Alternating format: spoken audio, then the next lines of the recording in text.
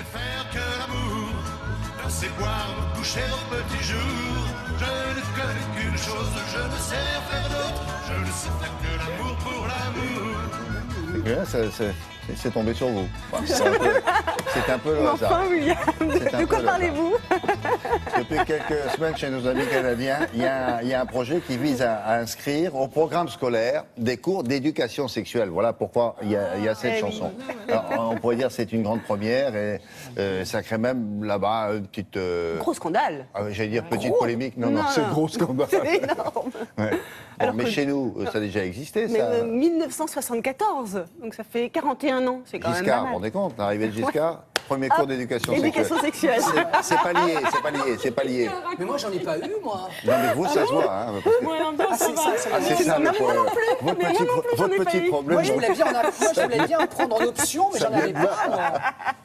Bon, allez, on y va. J'avais que latin, moi. Moi, j'ai pas eu ça. Qu'est-ce que vous vouliez nous dire avant qu'on voit les images? Oui, voilà. Allez-y. Je voulais juste dire que, figurez-vous que malgré tout, en France, c'est arrivé très timidement. C'est arrivé très doucement. Non, mais c'est vrai.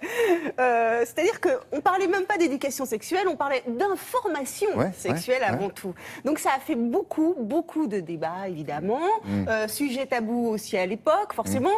Comment vous dire? Même si la révolution sexuelle était là en 1968, il y a eu une vraie accélération malgré tout. Mais on s'est rendu compte que les jeunes, en fait, étaient ignorants. Ils ne savaient absolument rien. Ils avaient honte de parler de sexe avec leurs camarades, honte d'en parler avec leurs parents. C'était vraiment très compliqué. Avec les parents, vous rigolez. Mais oui, mais surtout les parents n'en parlaient surtout pas. Non, jamais. Moi, encore aujourd'hui, cela dit, j'en parle toujours pas. C'est pas terrible. Non plus, qu'on ne savait rien, c'est vrai. Est-ce qu'ils savent plus aujourd'hui? J'en suis pas sûr non plus. Pas sûr non plus. Donc on va voir tout de suite en image comment les parents alors, réagissaient. à l'époque, regardez, souvenez-vous. Voilà, regardez tout ça.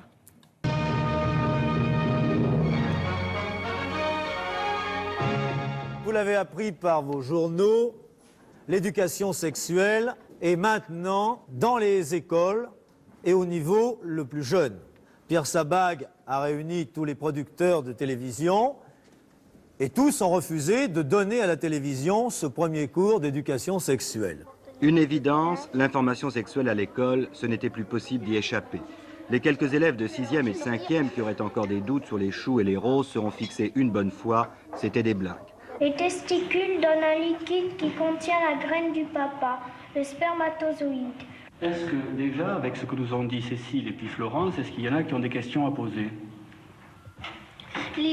Comment le monsieur donne le spermatozoïde à la mère? C'est donc ce soir, sans aucune gêne, sans aucune honte, que je donnerai à la télévision française mon premier cours d'éducation sexuelle.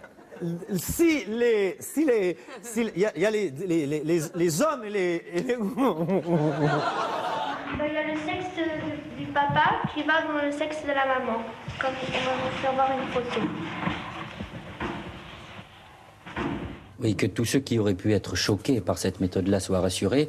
Elle n'est pas pratiquée dans les écoles publiques. Continuez à nous écrire, nous comptons sur vos réactions et vos avis. Ils sont très partagés, je vous le dis tout de suite. Éteignez un peu la lumière, parce que je ne peux pas comme ça. Je veux bien le faire, mais coupez un peu la lumière. Maman m'a dit qu'elle attendait les questions de moi. Mais moi, j'attendais plutôt de son côté qu'elle m'aborde sur ce sujet-là. Alors, je trouve que c'est assez difficile d'en parler avec les parents. Et votre père? Papa, j'ose pas en parler avec lui.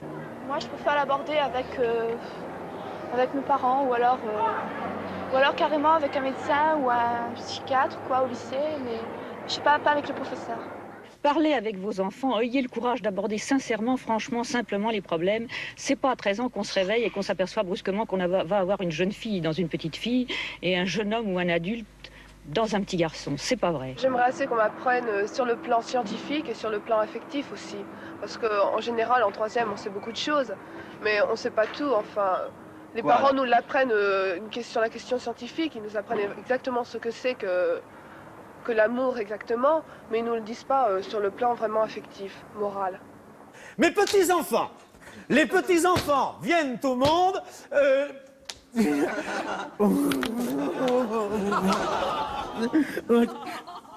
Écoutez, éteignez encore la lumière, ça ira mieux. Voilà. Maintenant, si je suis complètement dans le noir, je ne vous l'expliquerai pas, mais je pourrais peut-être vous le faire.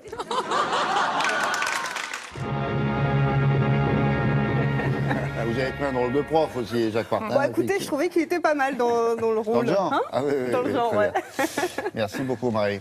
Jeunes gens, et bonne chance, Cherchez Damien. un prof. Non, non. On a des images, on vous Ouais, expliquera on a tout ça. quelques conseils. Avec des petites poupées, tout ça. On fait...